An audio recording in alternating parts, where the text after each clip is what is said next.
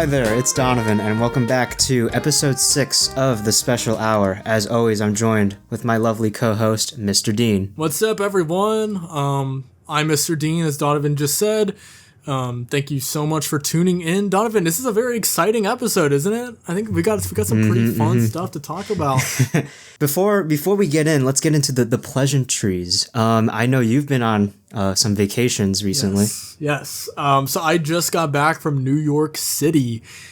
Pretty interesting trip, honestly. I went there once whenever I was like 10 years old. I don't really remember much of that, but I just went for 4 days over the past week. Went to my very first Broadway show, which up to this point I never really was that interested in like a musical theater at all. But after seeing my first show, I have to say, I felt really immersed into it. I was like, wait, this is actually really sick. So maybe I'll have to see some production sometime down the road. And then saw my first jazz show. That was fun. Lots of great food up in New York. Had my very first New York pizza, which I know you might take offense to. Really, your first? Well, I've never been in New York, so I've never had New York pizza. But I've never had like authentic Chicago deep dish pizzas. Like I can't say for sure whether it's better, but I will say New York pizza is going to be hard to beat. So one day, whenever I do come to Chicago, I'll have to give the official like rating about who definitively has the best kind of pizza. But yeah, other than that, that's the main gist of what I did. What have you been up to the past week? Honestly, just grinding out YouTube. Nothing special this week. And I've been playing so much of Donkey Kong Bananza. Yes. So much so that I've forgotten that I was playing through Devil May Cry 5 on my PS5. I forgot my PS5 even existed. That's how I felt the whole past month that the Switch 2 has been out. Because I remember before I was playing, I think I was playing Ratchet and Clank before the Switch 2 came out. And there's some other games on PlayStation I've been wanting to get around to, but ever since the Switch 2 came out, it's like I don't have the time. Like first it was it's been eating my time. Yeah, first it was Mario Kart World, now it's Donkey Kong Bananza, which we're going to talk about Donkey Kong Bananza in the video today. So if you've been wanting to hear our thoughts on Bananza, we'll get into that. I did have one very brief video this past week on my channel, but I didn't really get into the nitty-gritty of what my opinions are. But we have some small things that we want to discuss. For instance, I guess oh, sorry, you go ahead. I was about to say, I guess I did do something. I was watching a ton of movies, and one of them was Superman, something that you've also seen. Yes, so we wanted to go and talk about how we hated Superman, and we wish Zack Snyder was still directing Superman. Because Zack Snyder is the only director. Zack Snyder is Jesus Christ. Zack Snyder is the only director who really understands Superman as a character. Exactly, and Batman. Yeah, and Batman too. Because it really is in Batman's character that he would brand prisoners. Yeah. And Superman before just simply did not aura farm enough in this movie, unlike Zack Snyder, where he literally jumped over a gas tank truck and didn't even try to stop it from hitting the building. You know, this Superman didn't do that, so he's clearly lame and boyish. Well, and I feel like this Superman, but I feel like this bit has been going on way too long without us prefacing that we're joking. So before anyone hears this, it actually thinks that we're being serious. All the Snyder fans just left right now. If you're a Snyder fan, I'm sorry. We are unfortunately not in agreement with you. Anyway, though, I was going to say the most comic accurate thing that Zack Snyder ever did was have Superman completely destroy some guy's car at a bar. Okay, so in all seriousness, this new Superman movie was so fun. I'm self-admittedly not the biggest comic book person. So, whenever I watch superhero movies, most of the time, I'm not judging how much I like it based on how accurate it is to the original character. Although, like how we were just making fun of Zack Snyder, I at least know that Superman doesn't, go out of his way to like let civilians die in carnage and stuff like that. But with this movie, Superman just felt like such a compelling character. I really like how they showed so many. Oh, by the way, spoilers. We probably should have said that before. Yeah. So if you haven't seen Superman, go ahead and watch it. It's great. But there's so many little scenes of like Superman like saving animals. Like there's one where like there's a squirrel that's like about to get destroyed, and he's oh no, it's a dog, I think, and he like uses his like super gust of like breath. Where he also saves a squirrel. He saves a squirrel too. I just like that sense of heroism from, you know, Superman, where it's like he cares about all forms of life. I think that's really cool. Some people are like, I don't want to see Superman save a cat from a tree. No, that's exactly what I want to see. Me, on the other hand, I'm like, yo, I want to see that. Yeah, I love saying that. I think it's awesome. And then I was going to say I love how Lex Luthor was portrayed too. You really get that sense of like Lex hating Superman like to his very core, especially like towards the end where he's like just completely yelling at Superman. He's like you are like a absolute burden to humanity, and it's like I love it. D1 hater. Dude, he literally had a whole barrage of like monkeys just making fun of like hashtag super shit. Like, come on, like that's awesome. When it comes to like comic book movies, I'm not so much on the side of, oh, it has to be super comic accurate. And I'm like, honestly, I'm not the biggest reader of comic books, but I say, you know, it doesn't have to always be comic accurate. You can make changes as long as it serves the story well. And I don't know too much about, you know, Superman comics, but what I can say, I can judge, you know, the movie based on its merits. And what I saw, you know, it's a very hopeful and inspiring Superman movie, or just movie in general. Once I think two scenes where specifically where it's with his parents, and especially, you know, during the middle of the movie and the end, you know, that got me a little misty, I could say.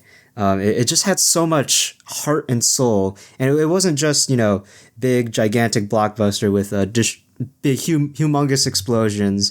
It like does have that, but like Transformers, we needed our every week reference to bring up Transformers. Yeah, but it had, you know, that heart and soul that really tied everything together. You know, I loved that Krypto was there. You know, it's I don't even know what the context is for Krypto. Why does he have powers?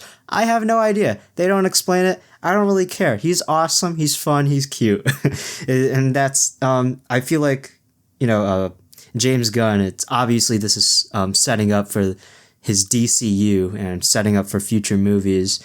I think my one criticism is that I kind of wanted to see only Superman. Like, the Justice Gang is really cool, and they had a lot of cool moments, but, you know, sometimes I'm like, it's a great name, I just want to see more Superman. Justice Gang is a fire name. It's an awesome name. Yeah, One thing I will say, I think it would have been cool if it was just like a standalone movie. One thing I will say, I watched it with friends, and these are the same friends that I watch other movies with. And I walked out of the theater, and the first thing I asked them is like, hey, do you guys recognize who Hawkgirl is? And they're like, no. And I said, that is the girl from Transformers 5. And they're like, I hate you. Why did you bring that up? Yeah, I kind of hate you too for that, especially because I already went out of my way to make a Transformers reference. I don't know why you had to do it. We didn't need two, Donovan. We don't need multiple per episode. I've been following that actor. She's also Dora. That's where they're like, she's Dora, right? I'm she's like, Dora? No. She's from the Transformers 5 movie. But, I thought you meant Dora from Finding Nemo. I was like, that's Ellen DeGeneres. No, Dora the Explorer. I thought you meant Dora from Finding Nemo. You mean Dory? Oh wait, her name's Dory. Fuck. I thought her name was Dora. But anyway, Superman, great movie. In terms of like my top superhero movies, I'd say it's in the top 10. I have a top 3 list that probably won't change for a while, but I'd say top 10. What's your top 3 list? Top 3. All right, we got The Dark Knight at number 1, Spider-Man 2 number 2, and Logan at number 3. Is that a little pretentious? That's the most pretentious. Well, the first 2 are very pretentious. I want to wrap this conversation up because I know most people probably don't give a shit about what we're talking about right now. Mm-hmm. But I will say I get a little bit annoyed whenever people say Spider-Man 2 is the best Spider-Man movie. It's not. No, but it's not. It's just not. But it is. It's good. It is. It's a good movie, but it's not the best. It's a great movie. Shut up. It has so much style and so much heart, just like Superman. And it's funny as hell. Well, it is funny. It's because like all three of the original Sam Raimi Spider-Man movies are all very campy. And very funny. Spider-Man 3 is hilarious. It's so bad and it's funny. Spider-Man 3 is objectively probably a very bad movie, but I love watching it to this day because it's so stupid. It's just I love it. So anyway, we'll get into gaming now because no one cares about that except for like one or two people. So shout out to you. Some big news before we get to Donkey Kong Bananza. So I think whenever it comes to gaming power couples, there are some very iconic ones. You got like Link and Zelda. You got whichever other ones I'm forgetting off the top of my head. But most people, or maybe it's just me, but I think of Mario and Peach, right? Like Mario and Peach are that's like the de facto that's the relationship, quote unquote. It's the gaming power couple, and Nintendo just came out. Well, I guess by the time this episode drops, it'll probably been like 2 weeks since they came out and said this. But apparently Nintendo said Mario and Peach are just friends, which is this destroyed the internet for some reason. It's just so brutal for Mario. Like the amount of tweets I saw about this that just made me laugh so hard. There was one person that replied to the original tweet and was like, "Damn, Bowser really got that good dick." And I was like, "Oh my." No, I saw a tweet. It's like Mario out here getting friend zoned by Peach while Luigi's cracking Daisy by the night. Dude, stop. No, but like, why? Why is like why? Literally, why? Why are we all of a sudden trying to retcon the entire Mario series and say that they're not dating? Maybe Mario's friend zoning Peach. Maybe it's the other way around. No, Donovan, we literally saw like in Super Mario Odyssey where Peach was like refusing to give either Mario or Bowser the flowers. But it's like just the fact that they're saying they never were a thing. Like, okay, if they said in Odyssey they were just friends, I could accept Or maybe in the movie. Yeah, or like in the movie. But there's so many like official illustrations or moments from games where there's obviously some like romantic chemistry between, or it's also just like the fact that Mario saves her like every single time. I remember a lot of people were like, well, maybe Mario's just such a good Samaritan. You know what I mean? Like he always saves her. I don't know. I just don't see a reason why we're just like establishing them as friends now whenever, I don't know, there's just like so many images out there of like them drawn with heart icons with them. And it's just a part of gaming lore where Mario and Peach are like I said before, they're like the power couple of gaming. So I just find it kind of weird. Nintendo can believe what they want to believe. I'll believe in what I want to believe. They are a couple. I think this is just a really hilarious like situation. It's just stupid. It's just stupid. It's like internet drama for people that don't even exist. Yeah, it is really funny how much the internet has reacted to this. Because like while I think lost it. Yeah, while I do think this is really stupid, I'm not gonna say I care. Like, I don't know about you, Donovan, but like my life will go on. You know what I mean? Like actually, my life is gonna end in 24 hours because of this fact. I think I'll be able to survive. You know what I mean? Like if I were to talk to myself a month in the future, I'm sure I won't even be thinking about this news. I'm tearing down all of my Mario posters. It's over. It's just like the burning question inside of me is just why? Like why? I think Nintendo likes not dealing with absolutes, such as like the Zelda series with the Zelda like lore questions and timeline stuff. They never give a definitive answer, and I bet they had the same mentality here with like, oh, maybe they are, maybe they aren't. I don't know. The Zelda timeline is so different than something as bare bones and common knowledge as Mario and Peach are together. If I were to walk up to one of my parents, because neither of my parents care about gaming at all, like many parents, so if I were to walk up to, one of my parents and was like, tell me about the Zelda timeline, they're not going to know what I'm talking about. But if I were to ask them... Oh yeah, the Downfall timeline is my favorite one. If I were to ask them, who is Mario dating? They're going to know that because that's just like common knowledge. That's just one of the things that everyone knows. It's like asking someone, like, who's Luke Skywalker's father in Star Wars? You know what I mean? It's just one of those things that people know. Just like the thought of just trying to retcon it is just so odd to me. Yeah, imagine George Lucas came out today at Comic-Con. He's like, oh yeah, Darth Vader is actually Luke's stepfather. Yeah, like, it's just weird. So... You know, maybe Mario really, maybe Mario is the one friend zoning, or not even Mario friend zoning her, but like maybe Peach likes Mario and he like many guys, you know, he's not good at picking up the cues of like if someone's attracted to him. But yeah, she's just really nice. he's just saving her every single time because, you know, that's just in his blood. Maybe, I don't know, I'm not Mario, but what I can say is I feel like from the decades of material Nintendo has given us, they've led us to believe, you know, one thing, so just to outright say it is just really weird. We will not be gaslit. Yeah, this is just a really stupid topic in general, though. I just had to rant about it a little bit. Next, they're going to say that Link and Zelda aren't a thing. However, I will say, with the Legend of Zelda movie, the actors, I think the actor for Link is 16 and the actor for Zelda is 21. So I would probably hope that they're not romantically involved in the movie because that'd be pretty fucking weird if a 16-year-old and a 21 were dating in any capacity. So hopefully that's not a thing with that movie, but you know, which actually, yeah, what are your hopes for the Zelda movie? Yeah. We have not. We could just talk about the Zelda movie right now. We're back to movies, baby. Back to movies. Movies. I'm of the opinion that a live action Zelda movie can work. I mean, look at Lord of the Rings. I think it could work. Animation would have been really cool, but honestly, live action, I can see the vision. And I've seen all of the director's movies. Wes Ball, who's directing the Legend of Zelda movie, I've actually seen all of his movies. I can give a rating on them right now. Maze Runner 1, it's all right. Maze Runner 2 and 3, I don't really remember much.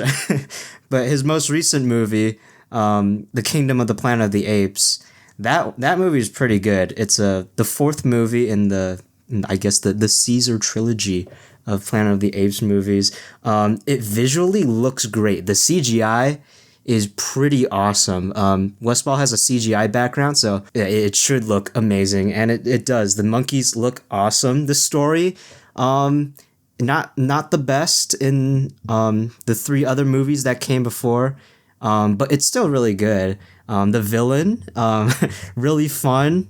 He was a big meme when he came out, and he was pretty intimidating. I just think maybe the ending was a little bit rushed, and it was obviously setting up for more sequels. I don't know how involved he is with the next sequel to the Planet of the Apes movies, but from what I've seen from that recent movie, I think the CGI, I think the backgrounds and all the stuff in maybe this Zelda movie should look pretty good. I hear they're filming in I think it was New Zealand or maybe Australia, something like that. So obviously they're using real world locations. So that should be good. And Wes Ball seems to be a big fan of Zelda, and from what I've seen of his work, he's done some okay jobs and some pretty good jobs. So I'm crossing my fingers. I mean, I think originally I was definitely of the opinion that the Legend of Zelda movie should be animated. Honestly, I just get petrified anytime any gaming movie from Nintendo is not animated because we've seen how that's turned out in the past. But The Legend of Zelda is one of the franchises that I think could more reasonably work if done correctly, like you were saying, in live action. And I have seen the Maze Runner movies. I haven't seen his other stuff. But the Maze Runner movies are pretty good. I like them, especially the first one. I definitely think as a director, he could probably pull it off. I am not super familiar with the work of either of the actors playing Link or Zelda. I will say I really like how they didn't cast anyone famous. I really like it whenever you have a movie like this where you're able to detach the role, like the actor playing the role from the character, whenever it's a very well-known character from an established IP. For example, let's just say for Link, they casted like Tom Holland or something. Because I remember he was one of the rumored people. You know, whenever I see Tom Holland, the first thing that comes to mind is Spider-Man. You know, he's been in Uncharted, he's been in other stuff, and I think Tom Holland is an incredibly talented actor. However, there is just something to be said about having someone who the general public is unfamiliar with because they're able to just immerse themselves into the character. So once again, it's not to say that someone like Tom Holland couldn't have done a good Link, but I think it's really exciting now we're seeing someone, and same for Zelda as well. But I think it's really cool that we're seeing people who, you know, you probably haven't seen them in anything before. So it's cool to kind of have this be like your first impression of them as actors. And I mean, they both look, you know, pretty spot on for the most part to their characters. So, you know, whenever like hair and makeup and all that stuff is done, I have no doubt they're going to really, you know, pull us into the story and everything. A good example of movies casting unknown actors is all three of the Star Wars trilogies. I mean, Mark Hamill, pretty unknown at the time. Carrie Fisher, unknown. Harrison Ford kind of had something going on. Yeah, I'm pretty sure Harrison Ford exploded. I think he had been in American Graffiti before that. But yeah, and for the most part, yeah. Like on casting unknowns, you know, it's a risk, but sometimes it can lead to great stuff. Some more unfortunate things are like the prequels. I mean, I like Hayden Christensen. He's cool. I think his direction from George Lucas was a little misguided, but I think he's a good Donovan, actor. Tread lightly with the prequels. Yeah, Star Wars I know. Fans will kill us. I haven't even gotten to the sequels yet. Even Ewan McGregor, great actor. We can't go Natalie super Portman, in depth in Star Wars. We already spent 10 minutes talking about Superman. Anyways, let's move on. Anyway, the TLDR is, I think, The Legend of Zelda as a movie, it has potential. I think they'll be able to pull it off. So hopefully, you know, they'll prove us right, and it doesn't have to be like the greatest movie of all time, just as long as it's not cringe. That's all I'm asking for. So, the big star of the show today, what we've been waiting to talk about, and the game that everyone pretty much has been talking about ever since it came out, Donkey Kong Bananza. Now, before we even get into this, I have not finished the game yet. The reason why is because, honestly, like the first 5 or 6 levels, before I went to New York, I was having so much fun that I would beat a level and then immediately restart and play it again. Because like I was just having I have this really weird bad habit with gaming sometimes, specifically with like 3D platformers. Because I remember I did the same thing whenever Odyssey came out. But let's just say with Bananza, like I play the first layer, like the lagoon layer. I play through it. And then as soon as I beat it, I'm like, wow, I had so much fun. I'm going to restart this save file and just play it again. It's so stupid. I don't know why I do that. But that's the reason I haven't beaten the game yet. I've played through a good amount of it, though. And then I went to New York, and I didn't have my Switch with me. So how far are you? Because I want to avoid some spoilers for you. So I am at the junction right now. Okay. So I'll just avoid anything after that. I think I'm like over halfway. I think I'm over halfway as well. I'm definitely past the junction. I just got another Bananza upgrade, but we won't get into that. I'm for these types of games like collectathons. I want to go for 100% because I just feel like you get so much more out of the game, and it just honestly it's so much more enjoyable when you have that 100% goal because you have so much to do. If you just beeline it to the finish, I feel like, I mean, there's lots of good stuff, but I feel like you're just missing out on so much. I did the same with Pikmin 4, and Pikmin 4 was so good with 100% completion. It's so fun. So with Donkey Kong Bananza, every layer, I'll try and get 100% for every layer before I move on to the next, or maybe I'll get like 95% and come back. But I explore every layer thoroughly, and there's just so much to do, so much to look for and just explore, and most of all, destroy. Every impact Donkey Kong makes feels so amazing, from the visuals to the audio to even the HD rumble. I put HD rumble onto high, and it feels really good. It feels almost like a DualSense controller. You can feel every step Donkey Kong takes, all the little like big rocks coming out of the wall you just destroyed falling onto the ground. Every impact feels awesome. It feels and looks great. So that's already a great contender for, I don't know, a game of the year. Maybe my standards are low, but that alone already feels awesome to play. And like the movement tech feels amazing. You know, grab a chunk, turf surf, chunk jump, punch the air, roll, and you've made so much ground. It's awesome. It's borderline as good, maybe better than Cappy from Mario Odyssey. It feels so good to zip around every layer.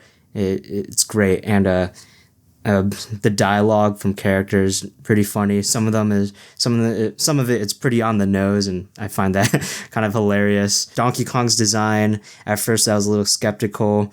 Now I'm like, you know, I love this guy. Pauline, I am envious of the people that somehow didn't get spoiled that Oddrock was Pauline, because, you know, if you went in completely blind, if you didn't even look at the game cover, that would have been a great surprise. But Pauline, super fun character. It shows that there's even more to her under the surface than just, you know, singing jump up superstar. I think I've yapped enough. What about you? Thoughts on like gameplay? Dude, honestly, like pretty much everything you said is like right on the money for me. I guess I'll start off with what you were talking about with controls. This game feels so fluid and just dynamic with controlling it. In a very similar way to Odyssey. I think the internet has been kind of annoying the past few weeks about comparing Odyssey to this game, which it only makes sense. It's the same developers of Odyssey. It's a very similar type of game to Odyssey. You know, both games, in my opinion, have their strengths. As much as I love Bananza, I just want to quickly rant about this before I get into the rest of my takes about the gameplay. But whenever it comes to Bananza, a common theme that's happening is people being like, wow, you know, Mario is going to really have to step up and show us that he's still the best, like, platforming series that Nintendo has, because Bananza and, like, Kirby and the Forgotten Land have been really, you know, just dethroning him. And I'm like, and this is not at all meant to take away from Bananza, Kirby and the Forgotten Land, any other 3D platformer you could possibly think of. I've been getting really annoyed with the whole attitude of like, wow, Odyssey all of a sudden just sucks now because Bananza exists. And I'm like, well, you know, like, yeah, I think it's perfectly fair to say that Bananza is a better game, but it's just like that attitude of like, I like this game, so I need to put down this other game because of it. And it's not serving any purpose other than like engagement bait, or rage bait, I guess is the correct term. Two legends can coexist, right? I feel like Odyssey walked so Bananza could run. Yeah, but it's just like, you know, right now, I think Bananza is probably the game I like more. Recency bias is absolutely a thing. So that's also why I'm not making any definitive statements like that, because you kind of have to let the games age into opinions like that, in my opinion. But anyway, that's off topic. I just wanted to talk about that. So back to what I was saying about the gameplay of Bananza. So fun to control. Like you were saying, I love how you can roll, jump, and then do another roll in a very similar vein to how you could use Cappy and Odyssey. Honestly, they're both like equally good in my opinion. You're able to cover so much ground using them. And it kind of goes along with Nintendo's design philosophy of any way that you can think of solving a puzzle is a correct way. There's not only one way to do it. So let's just say normally you would have to do some type of puzzle in order to reach an area, but you learn how to use the whole spin jump maneuver to reach it quicker, then there's nothing wrong with you doing it that way. That's part of the reason I love Odyssey's controls, and that's the whole reason I've been loving it here with Bananza as well. And like you were saying, one thing I like more about Bananza over Odyssey, one thing I will say is that the character dialogue is hilarious in Bananza. Like you said, a lot of it's very on the nose. Something as simple as like whenever you're talking to the zebras, they end off their sentences with bruh because zebra. There's so many little examples like that. The characters are really charming. Even like their visual designs are so cool to look at. And you know, the story of Bananza, as simple as it is, I think it's so just like endearing. and like adorable. I don't know, I really have nothing but good things to say about Bananza. So the whole rant from earlier wasn't even meant to like take anything away from Bananza. I think saying it's the best Nintendo 3D platformer is, at least so far from what I played, like a valid opinion. I guess the only thing I would say is we probably should give it a little bit of time to like let the opinion age a little bit, because you know, all the time a game will come out and in the first year or so everyone's like all hyped up on it, and then as time goes on, you know, someone's gonna make a YouTube video. Yeah, exactly. We say this every episode, but we haven't had our 14-year-old video essay about why Bananza truly sucks yet. We've definitely had some rage bait and like grifter videos about why Bananza's bad, but those don't really carry any weight. I'm talking about like a full-on 5-hour video essay. I don't want to talk about this guy too much, but have you heard of DSP?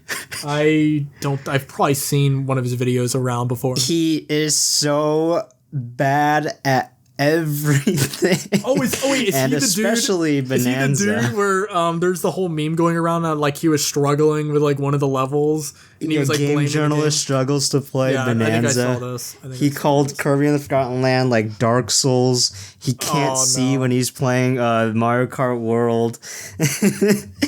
He's so bad, and there's all the other things that he's done that are infamous, but I just think that's really funny. One thing I will say also that I love about Bananza is I think the difficulty is pretty much on the money. I think whenever it comes to an accessible 3D platformer, because I'm a very pro accessibility person in gaming. I think the idea of making it so casuals are able to get integrated into it just as easily as, you know, returning players are is really important. So I think Bananza really does a great job at striking that balance, because the game is far from difficult. Like, it's not, you know, we said Dark Souls a second ago. It's not like a Dark Souls game where you're, you know, like a masochist, just like constantly failing.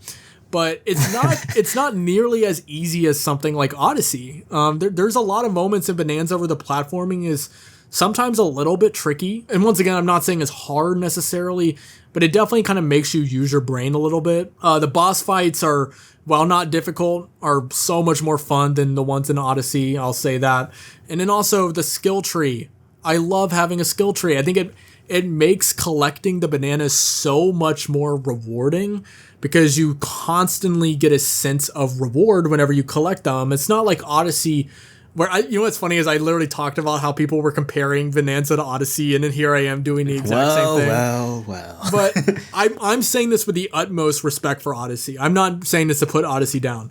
But one thing I like about Bananza's system is how, you know, you constantly have that short-term, like, brain, like, dopamine moment where it's like you collect 5 bananas and you're able to upgrade one of the abilities, and there's so many different ones to choose from. I think the constant reassurance that you're leveling up and improving while playing is really good for, you know, keeping the player hooked and making them want to see the game through.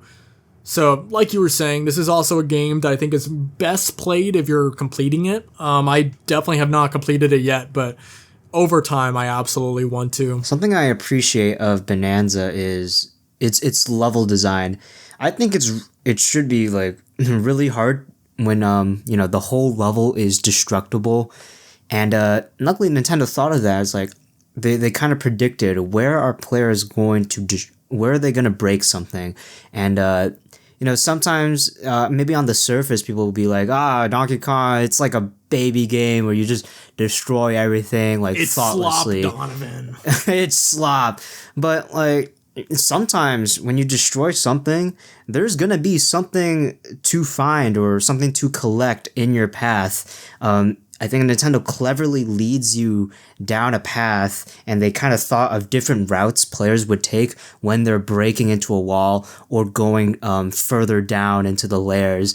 They thought of places to put like treasure chests, or places to put Bananium gems, or secret challenge levels. I think that it's really well placed, and it makes punching things a little less like, okay, honestly, punching things, it kind of is mindless, but like in like the fun way where you're it's like almost like wee it's kind of way. This is gonna sound like I'm insulting the game, but I promise I mean this in the best way. It's like brain rot. Like punching rocks. It's almost scary how addicting it is, because it just feels so satisfying. Like watching all the animation of the rocks crumbling. As you upgrade your punch power, you do more damage. Oh, I love it. Yeah, but the game encourages you to engage in that dopamine brain rot activity because there's so much things to find, like fossils everywhere. Like I find myself doing the hand slap where, you know, it brings out a sonar and I see a bunch of like fossils around me. I'll get that. I'll find a way to a Banandium gem and like, how do I get there? Because there is this wall in the way. I can't just punch through that wall. Maybe I gotta go to the right, and it looks like I found like a weird path that I'd never found before. And it feels so thoughtfully placed, and I just love that. So just to get a little bit nuanced though, because I feel like I want to defend Odyssey a little bit. I want to talk about maybe some things that I don't know if there's anything you prefer about Odyssey over Bananza, but I do think that there are some aspects of Odyssey that I think make this a closer debate than people maybe are giving it credit for. Odyssey is my like third favorite game of all time, but I have not played Odyssey in a pretty long while. Okay, so I guess I'll my memory might be a little cloudy. I've played Odyssey somewhat recently for footage. For example, one thing I will say, I think Odyssey is paced a little bit better than Bananza, and that's not to say Bananza's pacing is bad at all. Especially like the prologue of Bananza, I think is pretty well paced. You know, you go from one room to the next, and you're kind of discovering different elements of the gameplay. But I've always liked the system of like going from one kingdom to the next in Odyssey, and how none of them feel too long or anything. And that's not to say that any of the layers in Bananza are like annoying or anything, but from what I've played so far, there's a lot of like going from one layer and then back to another, and then going back down to one layer, going back up to another layer. That's something that I wouldn't say I'm like a huge fan of. Does it take away from my experience of the game? Not at all. But I guess that's something I personally prefer more in Odyssey, how it feels more just like structured. It's just like, you know, more streamlined. Yeah, it's more streamlined, and not that streamlined equals better, but it's like, okay, I just played the Sand Kingdom. Now I get to pick between going to the Lake Kingdom or the Wooded Kingdom. I play the Wooded Kingdom. Now I go to the Lake Kingdom. Now I go to the Lost Kingdom. Like it's just very structured. And not that Bananza isn't structured, but sometimes it feels, you know, like that whole backtracking element. I remember whenever you reach... I mean, I don't know. I think you're not super far in the game, I know, but I mean, in my opinion, I think it's almost as similar as Odyssey. I mean, it's basically the Odyssey world map, but vertical. And I think you only backtrack really to for like one I'll say objective. You kind of go between the layers during this objective, all like three of them. But from what I've played, I mean, I finish a layer and then I move on to the next and then move on to the next. That's probably what I'm thinking of, because that's kind of like around where I'm at in the game. So maybe that's why it's more like fresh on my mind right now. And like you said, for the most part, the world map is just like a vertical version where it's like you go from the lagoon layer to the hilltop layer to I forgot the exact order off the top of my head, but for the most part, it is streamlined like that. I guess what I was getting at is sometimes it feels more unorthodox with how much time you spend in each layer. I remember, I think it was the freezer layer that I think I kind of got annoyed with a little bit towards the end. Oh, do you mean like the individual layers within like let's say a world? Yeah, like how there's like layer sub 1, layer 2, layer 3. I guess that's what I mean. What yeah. you mean. You know, like okay. So like for example with the freezer layer, you know, you start in the Arctic. This is by the way, I guess spoiler alert in case if anyone hasn't played to the freezer layer. But You know, in the freezer layer, you start up way up in the Arctic. You haven't unlocked the zebra ability yet. So you have to do all this stuff, you know, put the vinyl record together to unlock the zebra. Then you kind of go deeper into the sub layers where there's like lava everywhere. And I remember that part is just an example of how the pacing feels kind of inconsistent with some of the other layers that I've played so far. So I guess that's what I was getting at, where in Odyssey that felt like less of something that was on my mind. There definitely were kingdoms in Odyssey that you spend more time in, like the Metro Kingdom, the Sand Kingdom. I don't know. For the most part, I think it felt like it flowed a little bit better, maybe. And then the other element of Odyssey that I personally prefer, this may be a hot take, but I'm going to stand by it, is the soundtrack. And that's not to say I don't. I think Bananza's soundtrack is really good. I love how, you know, and this is another big thing for Bananza, but how there's so many random Easter eggs and like, you know, little love letters to previous Donkey Kong outings with, you know, the country games and stuff like that. But Mario Odyssey soundtrack is just gorgeous to me. There's so many iconic tracks from it. Of course, you have Jump Up Superstar, but you have like, you know, the Wooded Kingdom. Pretty much all the kingdoms have like fantastic music. Especially, I love Bub Lane from the Seaside Kingdom. That's a really good song. And so I guess that's one point I would give to Odyssey. Once again, me bringing this up is not to say, like, I think Odyssey is the better game. It's more so just to, you know, defend Odyssey a little bit and say, like, you know, I don't think it's as cut and dry of, like, Bananza's by far the better game. It's like, okay, like, let's think about it a little bit. Like, I feel like there's some things that, you know, it's okay to say that Odyssey maybe does better than Bananza because, like you said, two legends can coexist. You know what I mean? So. Yeah. I think, I obviously haven't finished the game, but I think I do agree. From what I've heard so far, maybe Odyssey's soundtrack is just more fuller and has hit upon hit upon hit upon hit, which has Donkey Kong. I mean, like all the Bananza themes are awesome. I love the vocalized lyrics. I think Pauline's gonna have like a solo, but I believe that's probably further in the game, so I haven't heard it yet. But I feel like in terms of like the layer music compared to like say the Kingdom music, yeah, I'd say Mario Odyssey has the edge for like banger upon banger, and like Donkey Kong's not bad, but like I think Odyssey. Oh yeah, it's definitely not bad. It's still a really good. Odyssey kind of clears a little bit. and one thing I will also say about Bananza compared to Odyssey, and some people will hear me say this and probably roll their eyes, but I do think it's worth noting. I think Odyssey runs a lot smoother compared to Bananza, and Bananza does run really well for the most part. And it's an incredibly ambitious game, and I completely understand why there are some frame dips whenever you're playing, but it is worth noting because the Switch 2 just came out, and this is one of the main flagship launch games of the Switch 2. So, you know, there are some instances where, you know, you break a ton of debris at one time, or if you're fighting a boss where there's just a ton of stuff going on, the game does, you know, somewhat struggle to load everything. There was one bonus challenge where you're collecting a bunch of gold, and my Switch was like, I think it was like choking for air. It was, yeah, it was struggling. That is one thing definitely to note about Bananza. And normally, like I said, I think I would be way more, you know, forgiving to that kind of thing. But it's just, you know, it's the launch few months of the Switch 2. So I think it's really important that people, you know, get a good idea of, you know, a console that is iterating on the Switch with more powerful hardware, that it isn't stuttering when loading games. But once again, does it make me not like Bananza? No, it's very infrequent. It's very similar to like Breath of the Wild from the original Switch, where, you know, occasionally there's like a hiccup.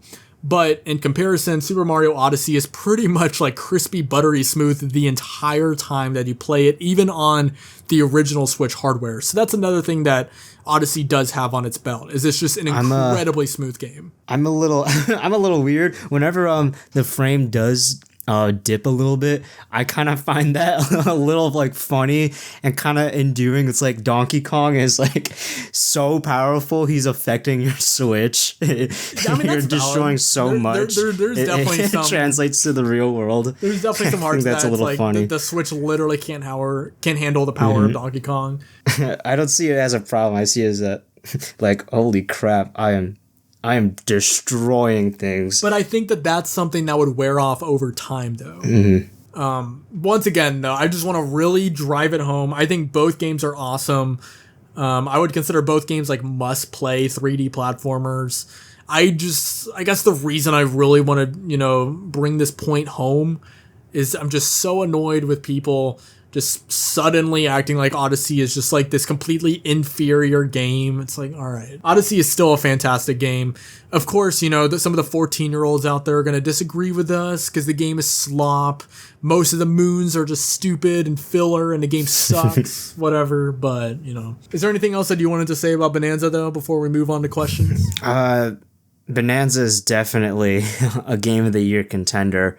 Bananza's so good it made me forget I had a PS5. It's definitely another killer app for the Nintendo Switch 2. It's just a really good game. It kind of cuts all the fluff in, like, I don't know, big AAA games and just gets straight to the point. It has so much heart, personality, love, and care put into every little detail. Feels great to control. It sounds amazing. Music's pretty good. Sound effects are awesome. Characters are fun and memorable. Great game. And also, I just want to quickly point this out.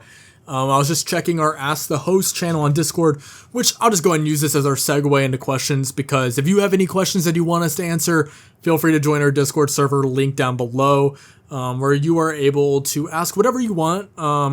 It could be gaming, not gaming related, whatever. I just saw the question. Yeah, so this person, I just had to bring this up. So this person's been commenting on some of our videos so far. I can't read this without laughing. They've been asking us to put ARMS gameplay in the background. And they just said, Hi, Sid. They said, I wonder if they're talking about ARMS right now. So I just want to address this because I've been seeing your comments if you're watching this. The reason why we haven't had ARMS is because we haven't talked about ARMS in any video yet. So whenever we do eventually, at some point I'm sure we'll talk about ARMS. When Dragon Drive comes out. Whenever Dragon Drive comes out.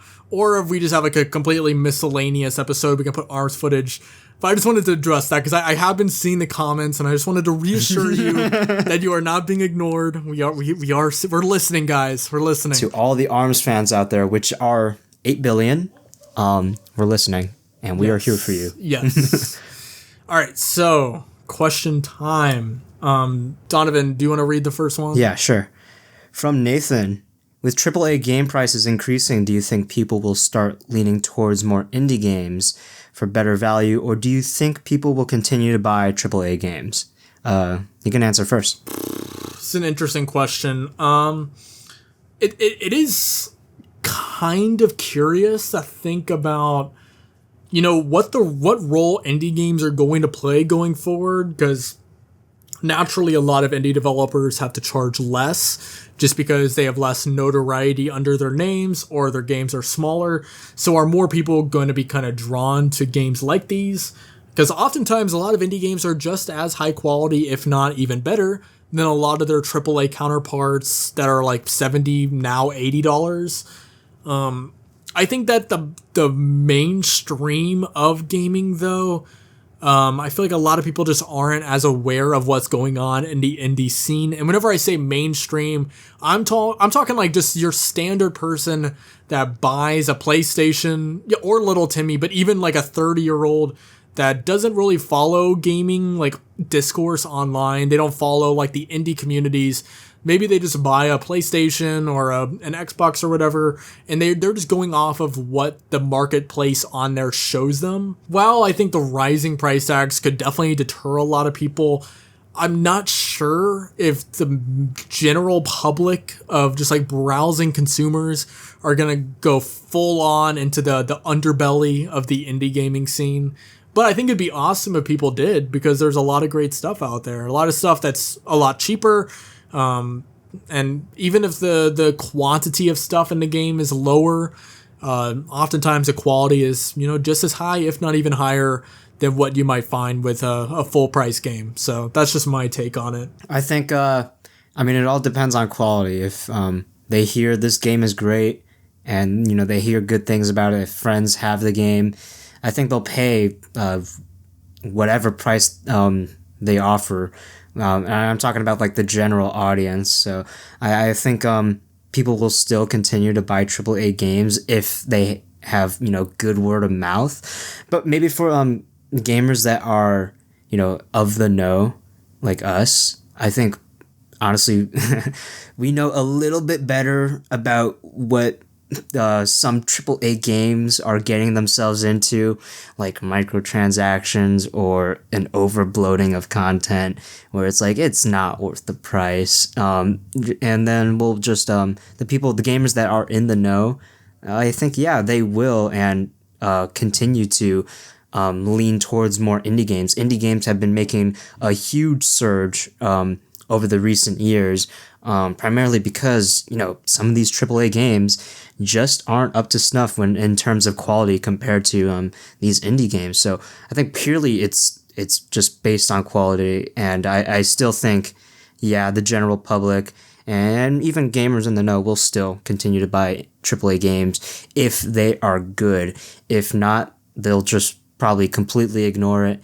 And maybe if someone that isn't in the know somehow stumbles their way onto an indie game and they see it for a low price, they'd probably buy it over, I don't know, like FIFA. But then again, FIFA is FIFA, and people love that. But you don't like paying full price for the same game every year? That's another episode for another time. The one other thing I will say about that is inevitably AAA games just have bigger budgets for marketing. So it's easier for them to get their game out there and for more people to have heard of it compared to indie games where, oftentimes they don't really have much of a budget, if one at all, whenever it comes to, marketing their game. So, at the end of the day, marketing is very important with getting as many people to know that your game exists in the first place. So hopefully people will, though, because I think it'd be awesome for people to finally, fully dive into the pool of indie games, because there's just such a vast library of games to take on. That's a good question, though. It's very interesting. Next up, my friend Coy asked, what are your guys' thoughts on Hytale being canceled? Donovan, are you like up in the know about Hytale? Slightly familiar. That's like a Minecraft thing, right? Yes, that is a Minecraft thing. It's like a separate like Minecraft game, and it was like hyped up to be the Minecraft killer, and nothing ever came of it. Yeah, so essentially what happened... Is it a spin-off of like Hypixel? Yes, so Hypixel Studios was working on Hytale as kind of like what you were saying, to be a competitor to Minecraft. But the problem that they ran into is that they announced the game before they had made substantial progress on it. So in a very similar move to like what Nintendo did with Metroid Prime 4, they completely restarted development. The game entered development hell, and then it finally got canceled like 7 years after it was initially unveiled. Originally, Hytale, I remember whenever I first saw it, the immediate impression I had was it looked kind of like a Minecraft ripoff. Kind of like one of those, maybe more high quality looking, but very similar to like one of those mobile, Minecraft, just like ripoff games that you would find back in 2012. Hytale did have unique features, some stuff that people have been wanting from Minecraft for a long time, like more bosses, just like more objectives to deal with in survival. Hytale promised that, which without modding Minecraft is something people have always been wanting. There were some even really cool ideas that they had, like being able to shoot movies in game, like having a whole camera system where you could make like shorts and stuff. I remember that being the feature I was actually interested in whenever the game first released or announced. I think that the whole game getting canceled thing is just another classic tale of a development team kind of biting off more than they could chew and announcing it way too early. I think that they even had funding from Riot Games as well. So the whole thing was just kind of a mess. Yeah, I think Hytale kind of stole too much identity from Minecraft. Oh, absolutely. So it could like never separate itself from being Minecraft. Like it would always be under Minecraft's shadow. I think like games like that, like it's good to take inspiration, but I feel like you have to carve out your own path and your own identity. It's kind of similar to the quote unquote smash killers that we've seen over the years, like in Nick All-Star Brawl. Did you even know there was 2 of them? There's multiverses. Like all those games, they're always hyped up to be the smash killer, but they will never be the smash killer because they try too hard to be Smash Bros. And I feel like they need to carve out their own path and like separate themselves from the Smash Bros. Identity. Yeah, if they ever want to be like something you said, more. There's nothing wrong with being influenced. One of the quote unquote smash killers that I do like a lot is something like Brawlhalla. But a main reason why is because, at least from my experience playing a game like that, there's enough separating the gameplay from Smash Bros. For me. Something like Smash Bros. Every character completely has their own moveset and everything, I guess except for like clone fighters. But Brawlhalla, there's like an assortment of weapons that each character has like 2 of them, and you're able to swap between them, and there's a lot of strategy with that. So, Brawlhalla is more original, and I feel like it's carved its own path to be its own thing, and it's pretty exactly successful. the main thing that separates Brawlhalla the main thing that's similar between Brawlhalla and Smash is the whole mechanic of you're trying to knock each other off of the stage. But that's just another example of how you have to give your game an identity, and I don't think Hytale ever did that, because me and I think probably many other people saw that initial unveil trailer and thought, wow, this looks like a Minecraft mod pack. I'm just gonna go. Literally the first thing I just said when you asked this question is like, is that the Minecraft? It's a Minecraft thing, right? Yeah, but it's like not even just it's Minecraft. It's like it's something that you could just go play right now if you just download a mod pack. That's literally what Hytale is. So, that's not to discredit the Hypixel team. I know game development is an incredibly arduous task to take on. I think it's just a case of, they kind of were in over their heads there. So our final question is from friend of the channel, Stin. He says, what game are you hoping for most on the Switch 2? Donovan, is there any game that, if you could only have one game on the Switch 2, this is the one you would want? Oh, game you are hoping for, like game that doesn't even exist, like game you just made up. Well, no, it could be like a sequel to a game, or like a port, or just anything that you would want to have on a Switch. Okay, there's 2 things, and they're both kind of like remakes. One is, this one's kind of rumored, so I'm hoping it's true. Kirby Planet Robobot. I hope there's a deluxe version on Switch 2, because that's one of I think that's the second, it's my personal favorite Kirby game. It's a great 2D action side scroller game. It's a good pick. With so much personality, and it has such a really cool theme. It's like everything's mechanized. I remember being so obsessed with that game. It's awesome, and I hope to see a 4K-ified version of that game on Switch 2, because and maybe like even more modes. Kirby modes are always bangers, and I think Planet Robot still has a lot of potential. Maybe an epilogue with that game as well. A lot of potential there. My second game, probably an Ocarina of Time remake. We've already gotten like a remaster on 3DS, but like a 4K-ified version that looks mind-blowing on something on a device that has a little bit more juice than a base PS4. I feel like that could look amazing. And like, it's Ocarina of Time, one of the most legendary games, no pun intended, of all time. Yeah, I guess one thing I will say about Ocarina of Time is it has already been remade on the 3DS, so maybe that's one thing that's stopping them. If I could pick a game on a Switch 2, I don't want this answer to only be remakes, but that's just the first thing that comes to my mind.